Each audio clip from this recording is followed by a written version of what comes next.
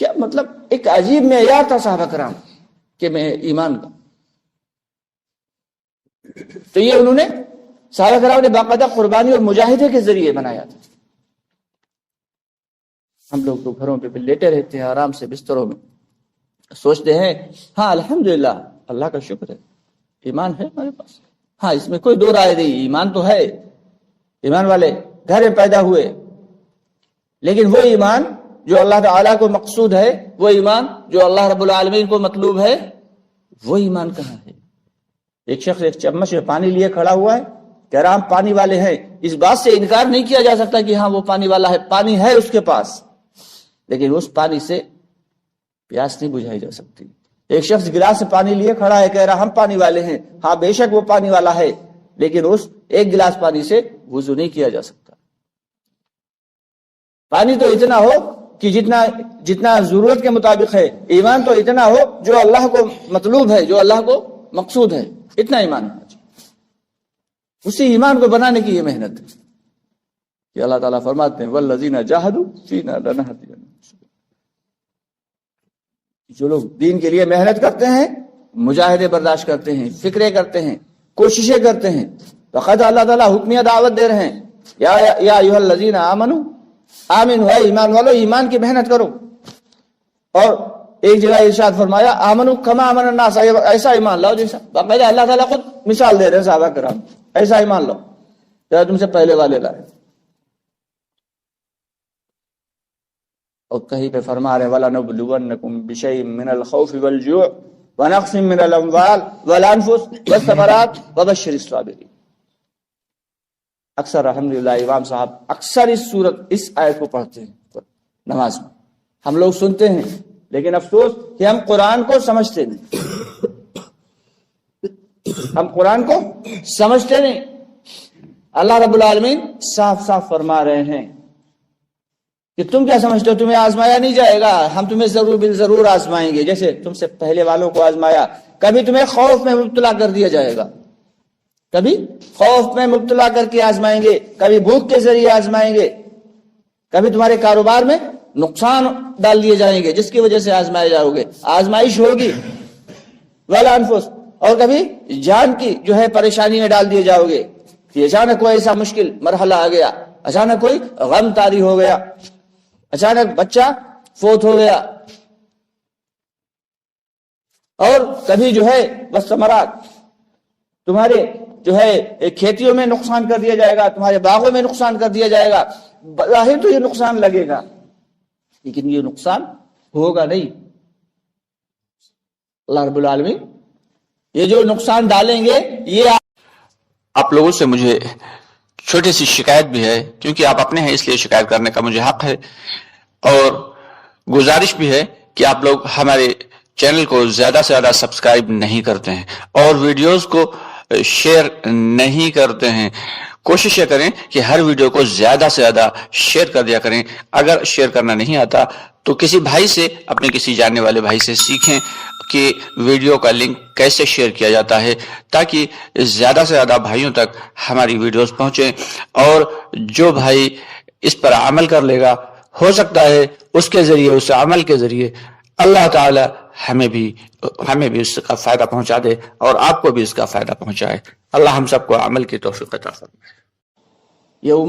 اس امت میں ہمیشہ اللہ تعالیٰ نے آزمائشیں ڈالی ہیں, اور سب سے بڑی آزمائش کب آئی تھی؟ جب بغداد کے اوپر ہلاکوں نے چڑھائی کر دی.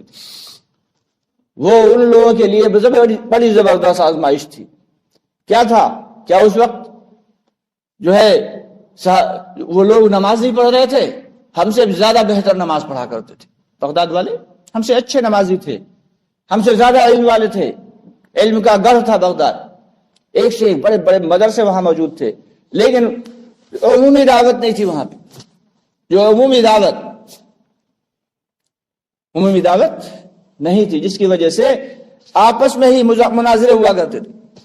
یہ خبر آ رہی ہے کہ ہلاکو فلاں جگہ تک پہنچ گیا, کوئی فکر نہیں, نہ خلیفہ کو فکر ہے نہ عوام کو فکر ہے, بیٹھے ہیں مسجد میں آرام سے اور مناظرے چل رہے ہیں.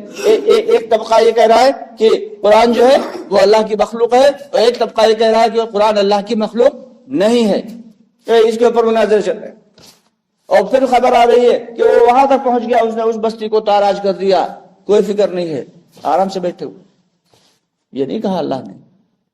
اللہ نے اسباب اختیار کرنے کو کہا ہے، اپنی حفاظت کے اسباب کو اختیار کرنا ہے، پھر اللہ پہ بھروسہ کرنا ہے. ایک صحابی آئے اور آنے کے بعد انہوں نے اپنی سواری کو چھوڑا اور اللہ کے نبی صلی اللہ علیہ وسلم کے پاس پہنچ گئے ملاقات کے لیے پہنچے. حضور پاک صلی اللہ علیہ وسلم نے پوچھا کیا سواری سے آئے ہو؟ کہا یا رسول اللہ سواری سے آئے ہیں. کہا آپ نے سواری کو باندھ دیا کسی کھونٹے سے یا کسی پیڑ سے؟ فرمایا نہیں، اللہ کے بھروسے پہ، اللہ کے توکل پہ چھوڑ دیا. کہا نہیں جی، پہلے جاؤ اسے باندھو، اسے کسی کھونٹے یا کسی تنے سے باندھ دو، پھر اللہ پہ توکل کرو. تو ہم کاروبار کریں نا، کبھی ہم نے کیا ہے یہ کہ کاروبار نہ کریں اور یہ سوچیں ہمارے بیوی بچے آرام سے پلتے رہیں. تب تو ہم یہ سوچتے ہیں ہم نے محنت مزدوری کر لیں گے، اگر کاروبار کرنے کا پیسہ نہیں کچھ بھی کر لیں گے. بھائی کام تو کرنا ہے، بچے پالنا. اور دین کے لیے تو دین کے لیے جو سبب اختیار کرنا ہے وہ ہماری زندگی میں دین آ جائے تو اس کے لیے یہ دعوت ہے. اس کے لیے اللہ رب العالمین نے یہ دعوت دی ہے کہ دعوت کے ذریعے اپنے ایمان کو بناؤ، دعوت کے ذریعے اپنے آپ کو دین میں ڈھالنے کی کوشش کرو. حضرت مولانا الیاس رحمۃ اللہ علیہ ایک دن بڑے پریشان رہتے تھے. شروع میں پوری رات جاگا کرتے، پوری رات جاگا کرتے. ان کی اہلیہ بھی ان کے ساتھ جگا کرتی، پوچھتی کیا بے چینی ہے، کیا بے کلی ہے. فرماتے کیا بتائیں تجھے، بتا دیں تو بھی ابھی تو کم جاگتی، پھر اور زیادہ جاگے گی. ایک دن جب زیادہ حضرت مولانا الیاس رحمۃ اللہ کے پاس اچھے خاصے باغات تھے اور اللہ تعالیٰ نے انہیں کافی کچھ دے رکھا تھا، لیکن وہ سارا کا سارے بیچ کے دین پہ لگا دیا تھا. اب بچا گھر میں کھانے کو نہیں بچا. بالکل جو ہے نہایت تنگی کا گھر میں ماحول تھا. کسی وقت کئی وقت گزر جاتے کھانے کو نہیں ہوتا. ایک دن بلایا اپنی بیوی کو اور بڑے رقت بھرے انداز میں بولے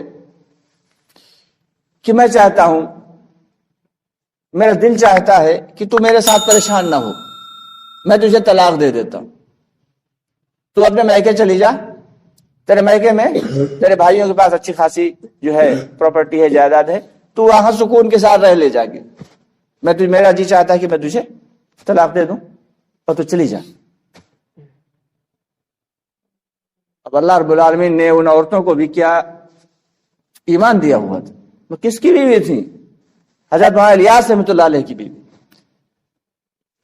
پڑوس کی ایک جو گھر بنے ہوتے تھے پرانے زمانے میں، تو اس میں پڑوس میں ایک چھوٹی سی کوٹری ہوتی تھی، جس میں اس کوٹری میں سامان رکھا جاتا تھا کھانے پینے کا، اناج وغیرہ، غلہ وغیرہ. تو غلہ تو تھا نہیں کچھ، کھانے پینے کو تو کچھ تھا نہیں. وہ چلی گئی چپ چاپ خاموشی سے اور وہاں جا کے ایک چھوٹی سی پوٹلی لے کے آئی.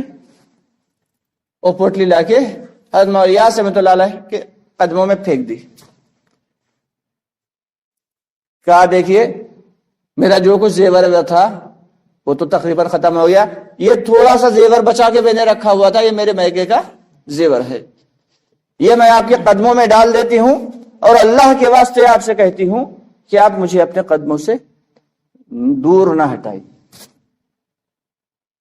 یہ قربانی تھی.